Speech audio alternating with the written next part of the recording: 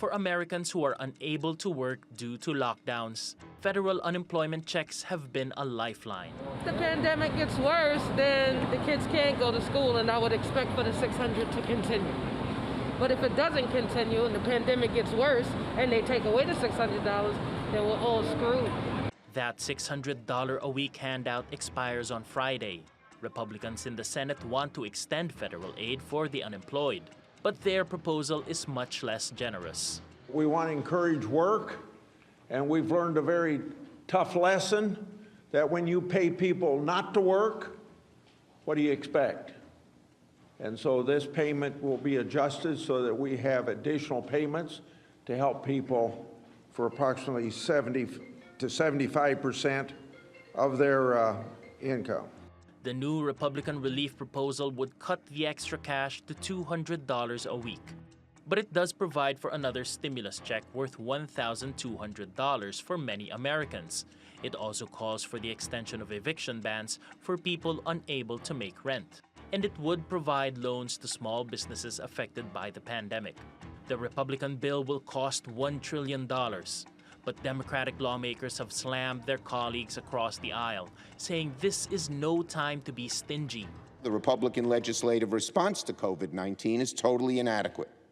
It won't include food assistance for hungry kids whose parents can't feed them. They say no relief. How hard-hearted, how cruel. House Democrats are proposing a $3 trillion package. Their plan keeps unemployment benefits at the same level, provides bigger stimulus checks, and relief from student loan payments.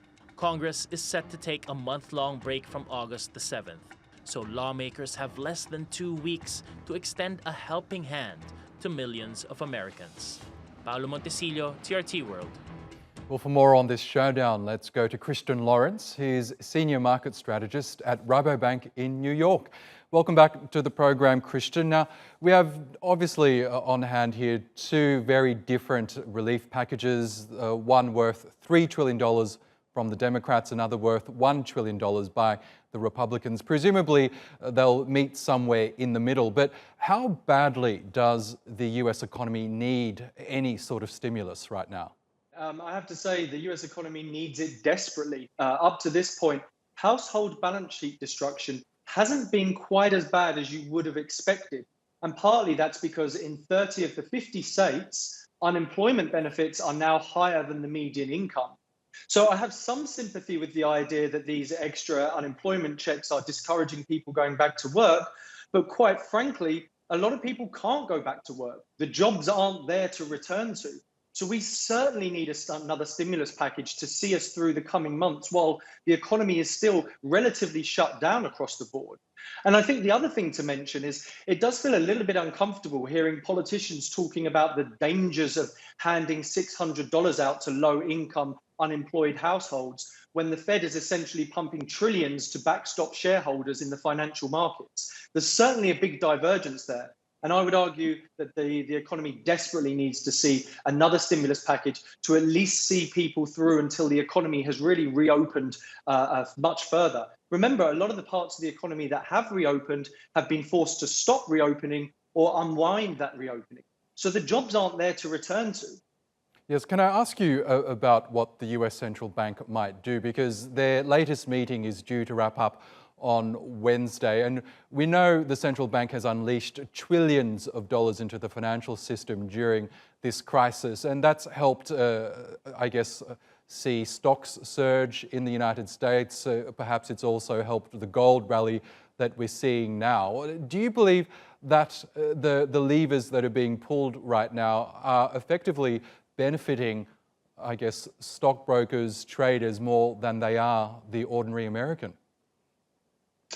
Well, they're certainly benefiting those that own assets more than those that are just in a normal salary paying job. And remember, the bulk of US citizens don't own shares. They don't own equities. So they don't benefit from this rally in the same way that, quite frankly, the wealthier sectors of society do. And we saw this after the global financial crisis. In the last 10 years in the US, we've seen inequality rise substantially as things like equities continue to head higher. So you own a stock portfolio, the last 10 years was pretty good to you. But wages have been pretty stagnant. Really, if you adjust for inflation, wages in the US haven't really risen much in decades. So there is certainly this bifurcation of society, the asset rich and the income poor. Okay, well, let's see what the US lawmakers decide upon if they do reach some sort of an agreement. Christian Lawrence from Rabobank, thank you as always.